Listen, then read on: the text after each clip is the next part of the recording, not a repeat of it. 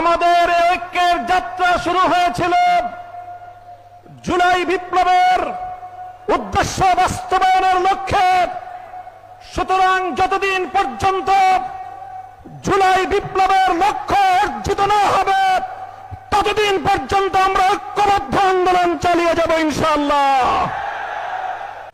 আজকে যখন বাংলাদেশের মানুষের গণভোটের গণরায়ের অধিকার আদায়ের জন্য ফ্যাসিবাদ বিরোধী আন্দোলনের শক্তিগুলো ঐক্যবদ্ধভাবে অত্যন্ত সুশৃঙ্খল এবং নিয়মতান্ত্রিক উপায়ে ধাপে ধাপে সামনের দিকে অগ্রসর হচ্ছে, তখন গণভোটের এই রায় বাস্তবায়নের দাবিকে দুর্বল করার লক্ষ্যে ভেতর ও বাহির থেকে নানা ধরনের ষড়যন্ত্র এবং চক্রান্ত পরিচালিত হচ্ছে। আমি বাংলাদেশের আধ্যাত্মিক রাজধানী শাহজালালের পুণ্যভূমি, আলেম ওলামাদের পুণ্যভূমি এই সিলেটের মাটি থেকে আমাদের বর্তমান অবস্থান সুস্পষ্ট ভাষায় ব্যক্ত করতে চাই। আমি দেশবাসীর উদ্দেশ্যে বলতে চাই এবং সরকার ও দেশের সকল নাগরিকদের জন্য আমার পরিষ্কার বার্তা হলো এই: আমাদের এই ঐক্য শুধুমাত্র ক্ষমতার ভাগ বটোয়ারার জন্য হয়েছিল না। আমাদের ঐক্য শুধুমাত্র আমাদের এই রাজনৈতিক 11টি দলের ভাগ্য করার জন্য আমরা ঐক্য করি নাই। আমাদের ঐক্যের যাত্রা শুরু হয়েছিল জুলাই বিপ্লবের উদ্দেশ্য বাস্তবায়নের লক্ষ্যে। যে জুলাই সনদ প্রণীত হয়েছে সেই জুলাই সনদ বাস্তবায়নের আন্দোলন থেকে আমাদের এই ঐক্যের যাত্রা শুরু হয়েছে। সুতরাং আমি সে কথা স্মরণ করিয়ে দিয়ে বলতে চাই, আমাদের এই ঐক্যের যাত্রা শুরু হয়েছিল জুলাই বিপ্লবের উদ্দেশ্য বাস্তবায়নের লক্ষ্যে।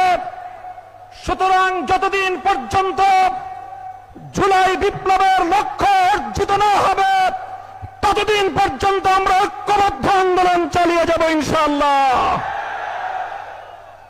আমি স্পষ্ট ভাষায় বলতে চাই, আমরা জুলাই বিপ্লব যারা করেছিলাম, আমরা দীর্ঘ 17 বছর পর্যন্ত ফ্যাসিবাদের নির্মম নির্যাতনের শিকার যারা হয়েছিলাম, আমাদের নেতা কর্মীরা গুম খুন হত্যাকাণ্ডের শিকার হয়েছিল, আমাদের ভাইয়েরা শাপলা চত্বরে রক্ত দিয়েছিল, আমাদের ভাইয়েরা 2021 সালে মোদী বিরোধী আন্দোলনে রক্ত দিয়েছে, আমাদের ভাইয়েরা 2024 সালের ফ্যাসিবাদ বিরোধী বৈষম্য বিরোধী আন্দোলনে রক্ত দিয়েছে।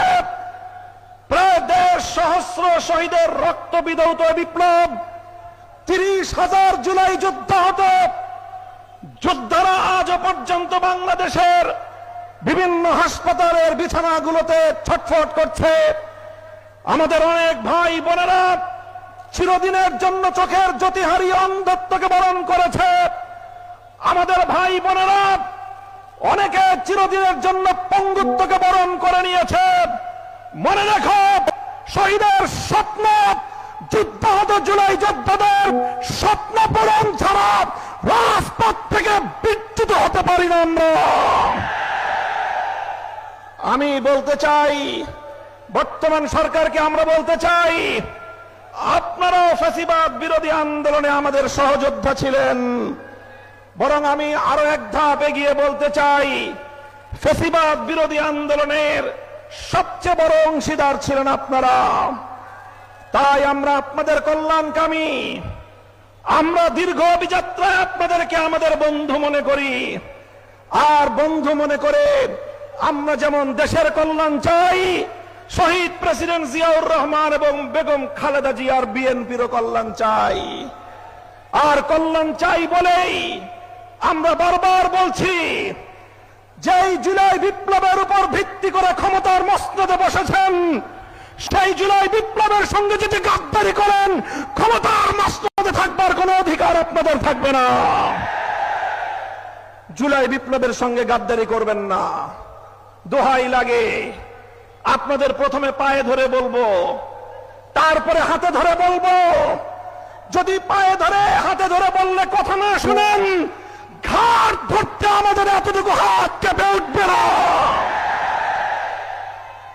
সরকারকে আমরা বলতে চাই, দেখেন আমাদের বক্তব্য পরিষ্কার।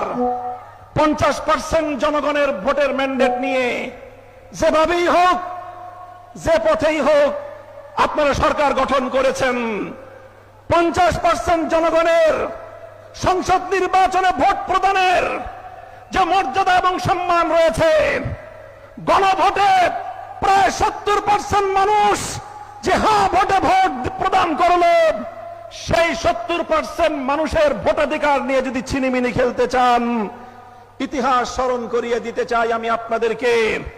1970-এর জাতীয় নির্বাচনের গণরায়ের সঙ্গে বিশ্বাসঘাতকতা করেছিল পশ্চিম পাকিস্তানিরা। পরিণামে মুক্তিযুদ্ধকে তাদের ফেস করতে হয়েছিল এবং বাংলার মানুষ মুক্তিযুদ্ধের মাধ্যমে স্বাধীনতা ছিনিয়ে এনেছিল। স্বৈরাচারী ফ্যাসিবাদী শেখ হাসিনা 2014 সালে বিনা ভোটের সরকার, 18 সালে রাতের ভোটের সরকার, 24 সালে আমির আমির সরকারের মাধ্যমে জনগণের ভোটাধিকার কেড়ে নেওয়ার চেষ্টা করেছিল। 24 জুলাই বিপ্লবের মাধ্যমে শুধু ক্ষমতার মসনদ নয়, বাংলার সীমানা থেকে সে ওপারে পরে গিয়ে পড়েছে। আপনাদেরকে বলতে চাই, 70% জনগণের এই ম্যান্ডেটের সঙ্গে যদি আপনারা বিশ্বাসঘাতকতার এই ধারা অব্যাহত রাখেন, আপনাদের পরিণাম পশ্চিম পাকিস্তানি স্বৈর গোষ্ঠী এবং শেখ হাসিনার চেয়ে ভিন্ন কিছু হওয়ার কথা নয়। আপনারা গণভোটের রায়টা কার্যকর করেন, ভালো হবে আপনাদের। দেশের মানুষকে সম্মান দেখান। আপনারা আমাদের কথা শুনবেন এক সময়। তবে বাংলাদেশে একটা কথা আছে, একটা প্রাণীর কথা, যে পানি খায় তবে ঘোলা করে খায়। আমি সেই প্রাণীটার নাম বলতে চাইলাম না। আপনাদেরকে যদি প্রশ্ন করি, জানেন পানি ঘোলা করে কোন প্রাণী খায়? আমরা বলেছিলাম এই চুপ করে রাখেন না। আমরা বলেছিলাম শেখ হাসিনার লেসপেন্সার চুপ বাংলাদেশের রাষ্ট্রপতির ক্ষমতার মস্তদে থাকতে পারে না। কথাটা ভালো লাগে নাই? কথাটা ভালো লাগে নাই আপনাদের? আজ যখন সে রাষ্ট্রপতির মস্তদে বসে আপনাদেরকে ছবল মারতে উদ্যত হয়েছে, তখন স্পিকারকে 24 ঘন্টার নোটিশে হাসপাতাল থেকে ডেকে এনে সেই চুপ্পুকে আপনারা বিদায় করলেন। সেই তো পানি খেলেন, সেই তো জলটা খেলেন, ঘোলা করার পরে খেলেন। এখনো বলছি, গণভোটের গণরায় মেনে নিন, জুলাই সনদ অক্ষরে অক্ষরে বাস্তবায়ন করুন। জনগণ যেভাবে হ্যাঁ ভোটে ম্যান্ডেট প্রদান করে জুলাই সনদ বাস্তবায়নের জন্য সংবিধান সংস্কার পরিষদ গঠনের যে ম্যান্ডেট দিয়েছে, সেই সংবিধান সংস্কার পরিষদ গঠন করুন। অন্যথায় রাজপথে আপনাদেরকে আমরা মোকাবেলা করব ইনশাআল্লাহ। আমাদের এই আন্দোলন জুলাই বিপ্লবের স্বপ্ন পূরণের আন্দোলন। আমাদের এই আন্দোলন জনগণের গণভোটের রায় বাস্তবায়নের আন্দোলন। আমাদের এই আন্দোলন বাংলাদেশকে রক্ষা করার আন্দোলন। আমাদের এই আন্দোলন 1,500 শহীদের রক্তের সঙ্গে শপথ রক্ষা করার আন্দোলন। আমাদের এই আন্দোলন 30,000 যুদ্ধাহত জুলাই যোদ্ধাদের স্বপ্ন পূরণের আন্দোলন। এই আন্দোলনে থাকবেন আপনারা। ইনকিলাব ইনকিলাব ইনকিলাব ইনকিলাব, গোলামি না আজাদি, গোলামি না আজাদি, নারে তাকবীর।